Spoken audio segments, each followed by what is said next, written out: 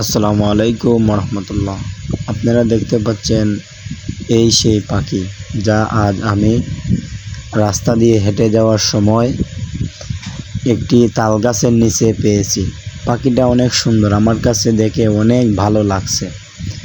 তারপরে আমি সেই পাখিটা বাড়িতে নিয়ে গেছি।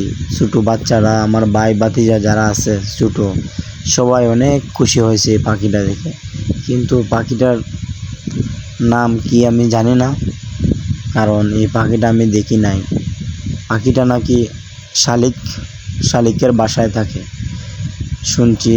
বাড়িতে আনার পর অনেক মুরব্বি আছে, তারা বলছেন যে এটা হলো ভাতরার বাসার মেঝে। বাংলায় আমাদের গ্রাম অঞ্চলে শালিকরে ভাতরা বলে।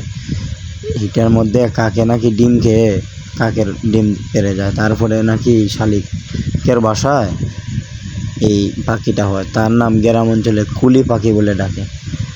আপনারা পাখিটা দয়া করে দেখে যাবেন, আর পাখিকে মারবেন না, কোনো সময় পাখি শিকার করবেন না, এগুলো ভালো না, কারণ তারও বাচ্চা আছে।